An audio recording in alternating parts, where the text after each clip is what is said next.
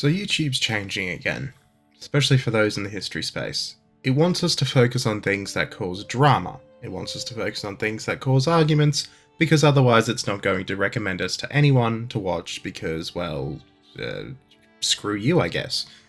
So I decided that, you know what, maybe I'll track some more controversial topics. So I've started writing a large script about Rhodesia, which you all know about and I'm still working on, and it's probably going to be a movie by the time I'm done with it because it's turning into Animarchy's, well, my version of Animarchy's History of Russian and Soviet Aviation. On that topic as well, I've decided that in the near future we're going to be covering the partition of India in 1947, just because I apparently hate living in silence and safety, because reasons. But that brings us to an old myth that's sort of coming back into the forefront. And that's the myth that the Crusades were genocidal.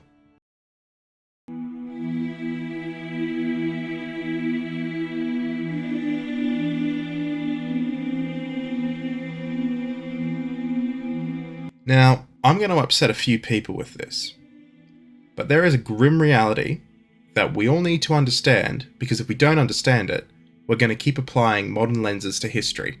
And we're going to keep looking at things that aren't actually there. And while we do that, we'll actually ignore things that are there. I'm aware that I'm about to sound like someone talking about wooden doors at Auschwitz during this video, but it's well researched. And if you don't believe me, then I can point to you a fantastic scholar who, even though I don't agree with him on a personal level, because I don't like him so much as a person, I think he is probably the forefront on crusading knowledge. The Crusaders, when they took the city of Jerusalem, did not commit a genocide. Were the Crusades entirely non-genocidal? No. Were the Crusades against Islam genocidal? Not at all. They just were not. Were the Crusades against other Christian groups in that way, against heretics, the G word that I've said too many times? Yes, they were. And that's why you can point to Jerusalem and say it did not happen here in 1099 when the city fell. So the idea that the Crusades against Islam constituted a G word is based on a highly embellished historical account taken from multiple different Islamic sources to achieve desired outcomes based on modern political goals in both the Islamic and the Western worlds. If you think this is just the Western left-wing mob making the Crusades out to be genocidal, then you are dead wrong. It's also Osama bin Laden and the jihadis. I just want to reinforce that. The idea that the Crusades were absolutely genocidal, I need to stop saying the G word because I'm going to get demonetized, even more so, tracks directly from over-embellished sources that are completely unrealistic, and I'll get into them, and that it is regurgitated by people like Osama bin Laden during his treatises. And if you really want proof, go read his books.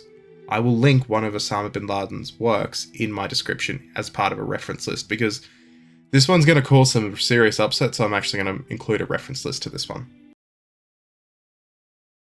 The highly propagandized accounts focuses around the fall of Jerusalem at the end of the First Crusade, and they have outshone the more realistic contemporary sources purely due to their shock value.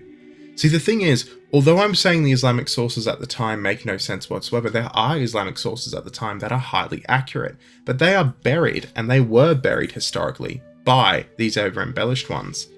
Further to that, the idea of the Crusades and the Crusaders themselves have been co-opted and mixed with emotions surrounding colonialism and the modern war on terror, along with the modern concept of jihad versus the older concept of jihad. By blurring these historical events for political gain, the topic of these crusades, along with the medieval notions of piety and what it meant to be a pious person, have been co-opted by extremist groups not just within the Islamic world with jihadis and modern terrorism, but also within the Western world amongst the people who want to enforce a traditional worldview based on historical falsehoods. Guess what? If you want a trad wife, I hope you get ready to lose it to tuberculosis within 5 minutes. As this has evolved into the 21st century within the Islamic world, and I've touched on this a few times, modern jihadi movements have further distorted the historical facts and co-opted the Crusades, along with the name of the Crusaders, the Franks, to pile this sort of stereotypical barbarian, Frankish, evil invader sort of shtick on anyone with slightly less melanin in their skin invading the Holy Land. The argument surrounding genocide and the Crusades can therefore be seen as one that is rooted not in the facts of history, but rather in modern emotions, taking and perverting history to suit a particular narrative.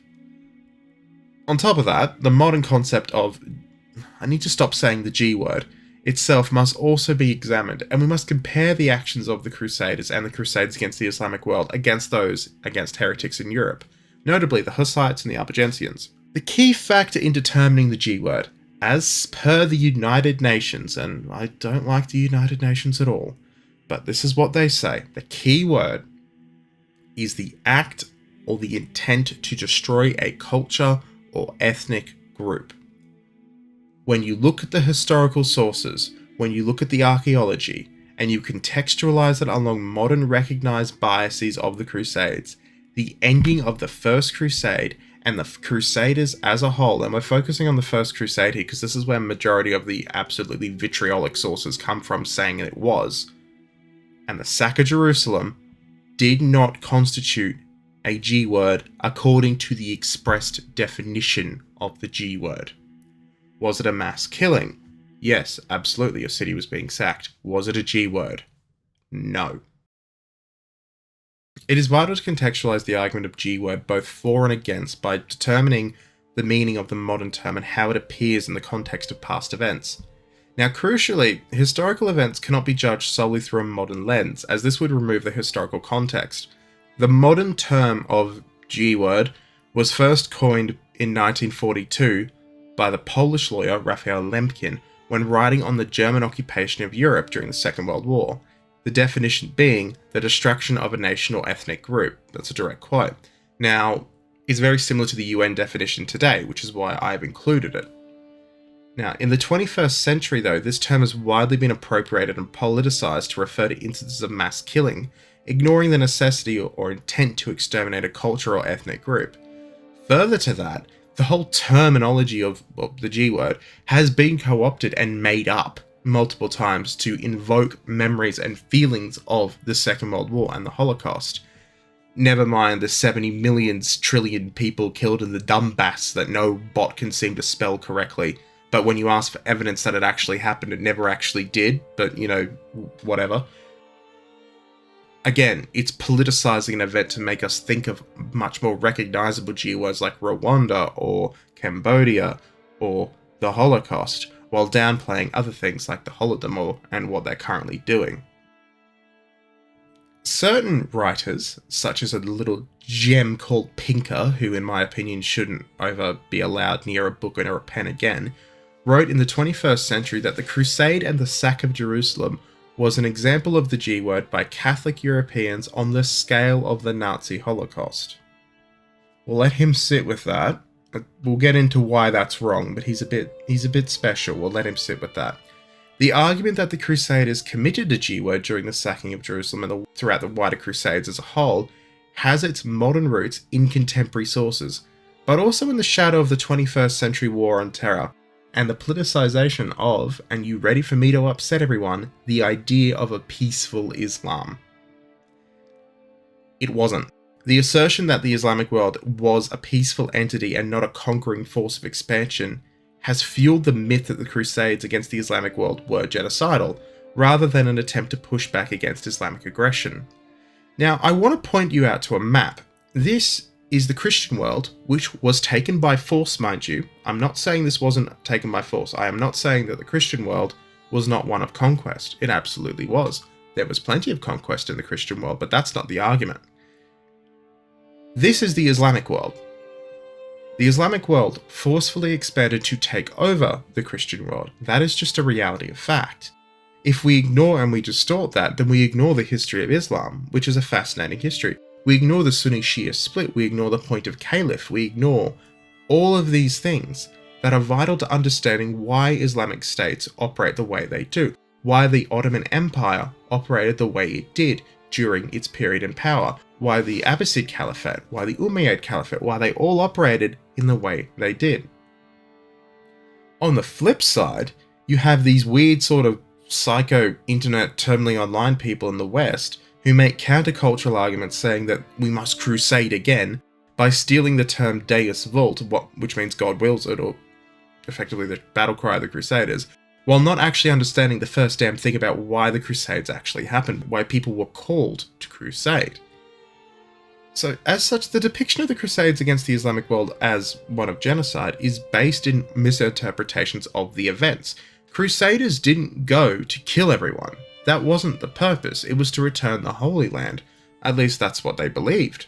Whether or not the politics of it, by the by, but that's what they believed in their hearts. They weren't going to destroy and kill all the infidels. In fact, there is a certain sort of expression that you can exterminate through conversion, and the purpose of that meaning is that you do not have to kill them all.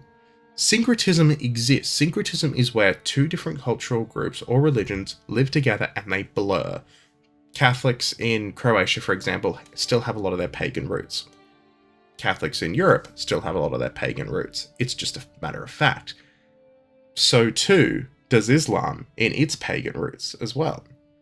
If the Crusaders intended to kill everyone there, then as we're about to see, why did they let them go? The argument pointing to the idea that the Crusaders and the Christian forces committed a genocide, it largely stems from, as I've been saying, these extravagant accounts by contemporary writers that allegedly, when the Crusaders took Jerusalem, during the First Crusade, they conducted a purge of non-Christians from the city.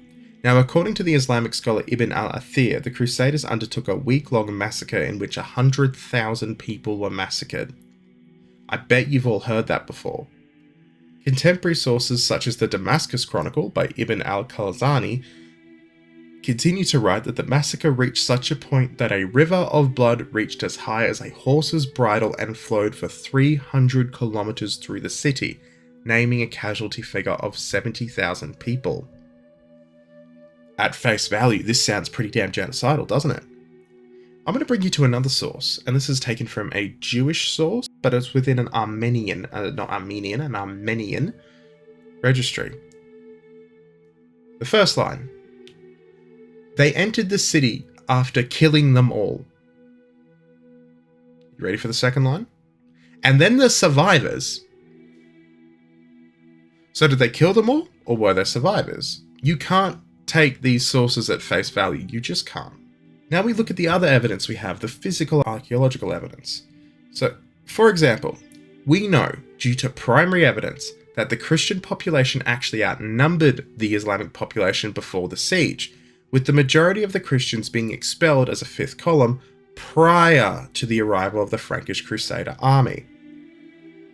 The embellishment of these accounts further becomes clear when we look at the size of Jerusalem. It's 0.9 of a square kilometre.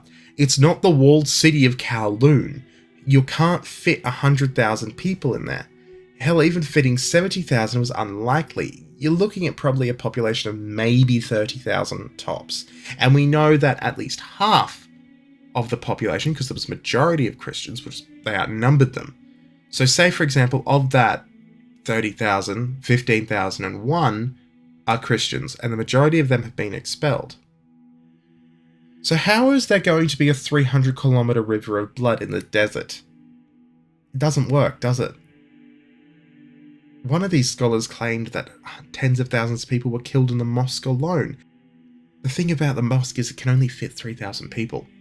It can't fit 10,000 people. It's impossible. Accepted practices during the fall of cities or fortresses too, we almost always have to take them into account as well. Because it's normal for a city to be sacked if it doesn't surrender. Nicaea, for example, surrendered to the First Crusade when it sieged it. It surrendered, the people were not killed, there was no sacking. Jerusalem fought back. The garrison held out for as long as it could, so when the crusading army entered the city, there was a massacre. The sources that embellish the sack as an early example of genocide, you just can't take them at face value because they raise to the point the impossibility of the size and the scale of the violence that occurred when Jerusalem fell. The over-exaggeration of these sources, like the Damascus Chronicle, gave birth to that modern interpretation and view that the Crusaders were genocidal. Further generations of researchers have used these sources to perpetuate the narrative. Contemporary Islamic accounts from early Egyptian and Syrian sources, though, do not record a massacre on the scale outlined by Ibn al-Qalanisi. Rather, they record that when the city was taken, there was killing and looting, but nothing that could be constituted as out of the norm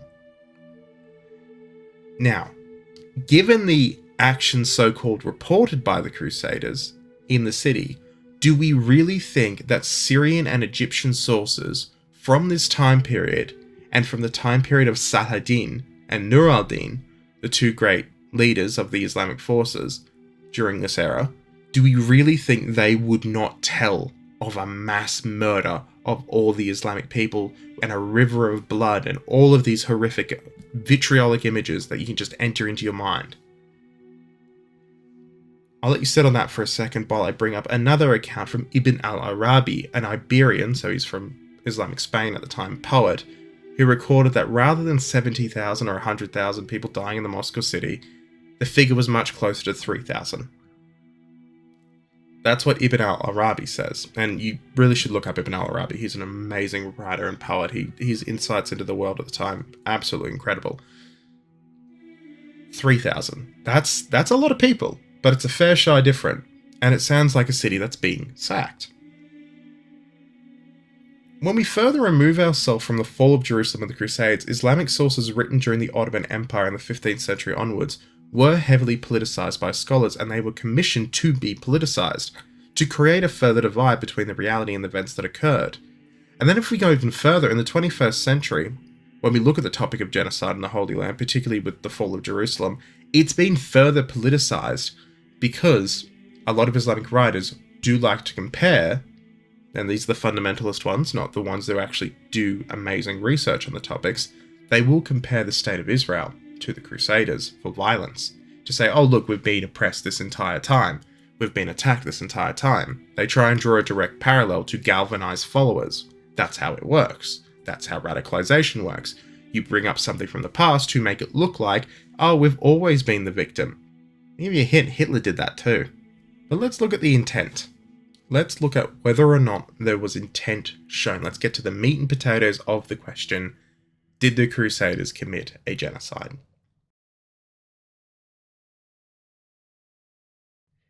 Now, a key part of determining the case for and against genocide is whether there is intent. Whether or not the action taken by said state or group against another group shows intent to destroy another cultural or ethnic group based on their existence as a group. The reason you can say that the Holodomor was a genocide is because you can see the intent when the Soviets shut the borders. When Moscow ordered the borders to be shut and the groups of people to be forced back into their homes to die, that is intent. That's the smoking gun that is pointed to as intent to kill, to wipe out a specific group, because they only did it in Ukraine. When Hitler created the gas chambers and ordered the Jews to them, that's intent. It's all based on intent. When the Tutsis and the Hutus went at each other in Rwanda, in both instances, because there was the first one and then there was the reverse one, you can see the intent. The actions of the Crusaders against the Islamic world do not show intent under the UN's definition. Now, this is evidenced first, and I mentioned this briefly before, by the allowance of safe passage given to the Fatimid Caliphate's commander Iftkhar al-Dawla in the aftermath of the siege of Jerusalem. He was allowed to leave freely with his men. Further to this, the Crusader states relied on their Islamic populations coexisting with their Christian rulers to survive for the 100 or so years that they lasted. If there was an intent to genocide, they would have had to have wiped them out or shown some intent to get rid of them. In reality, they were happy to coexist as long as their taxes were paid. Further to this, we have holy orders such as the Knights of St. Lazarus, the Leper Knights, who cared for sick Christians, Jews, and Muslims alike. They did not care what you were. They took care of you if you went to their hospital. Now, this contrasts directly with the later Crusades that took place in Europe, but we'll get to those against the reason I'm saying that this is not a show of intent, whereas the ones in Europe were, is because of the contrast. The Crusaders here wanted control of the sites, and they were happy to run the sites and form their own culture as Outremer. Meanwhile, in Europe, in the Crusades against the heretics, intent was shown to kill to a man. The Holy Roman Emperor like Sigismund, engaged in mass killings of heretics, and documents exist where he is writing that say, "I will not rest until I have killed every single Hussite Czech." That is intent. Further to the opinion of Sigismund, the actions of the Crusaders against those deemed heretics, as per the UN's definition, was an attempt to eradicate these social and cultural groups, with massacres occurring in these groups, such as against the Cathars, or against the natives in the Baltics. Prussia does not come from East Prussia. They took it by wiping everyone out there. A key example of the rhetoric being pushed by the church within regards to heretics versus what would be called infidels can be seen by the great Abbot of Cluny, Peter the Venerable, who flat out said, "Who should be most persecuted? Someone who rejects God, a Muslim, or someone who knows God and then chooses to reject him, a heretic," justifying the murderous intent against heresy. Therefore, although the Crusades against the Islamic world were not genocidal in nature, the Crusades against the heretics in Europe were absolutely on that level, and they signified a clear difference in movement away from the intent shown by the Crusaders in Levant, where the goal was to subjugate and convert, not to kill. It was not a genocide in the Levant, it was in Europe. One last point we need to look at is the cultural impacts of the Crusades in the Levant, and the connection between crusading and later colonial imperialism. Now, it was made pretty early. One of the first examples in Western Europe is the conquest of Algeria in 1830, being compared to Louis' expedition to Tunis in 1270. In a modern context, this connection made between the Crusaders and colonialism has been expanded on in the Islamic world and seized upon by jihadists to once again force the Franks, and that's still a word that's used, the Franks, out of the Holy Land. Now, these highly embellished claims that we spoke about before, the rivers of blood, they killed them all and then the survivors, that was used by Osama bin Laden to victimize the Islamic world and state that Islam was just a religion of peace under attack. You can't reach the size and scope that you are by being completely peaceful. This is the reality that faces all of the world's major religions. At some point, there are skeletons in the closet. This is not to just rag on the Islamic world though, because concurrently in the Western world, the ideals of crusading medieval piety have been stolen in the 20th and 21st centuries by groups and writers seeking to tie contemporary events to the Crusades. Be it the Dardanelles campaign in World War I, which was seen as the final crusade by some British writers to seize back Constantinople from the Muslims, or be it by groups like the KKK, with the Grand Wizard H.E. Evans stating that the purpose of the group was to, as modern crusaders, fulfill their divinely appointed task. The connection between racially extremist and highly political right-wing groups such as the KKK and other groups has tied the memory of the Crusades in our popular culture and our minds to extremism. And yeah, by modern examples, going to war over religion is extreme. But that's because we're looking at it from the 21st century. We're not actually using our brains to look at it from the perspective of someone at the time.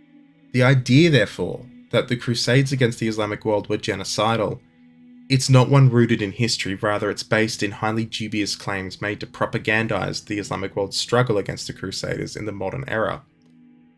Was it violent? Yes. Were the Crusades violent? Yes. But was it genocide? No, it wasn't.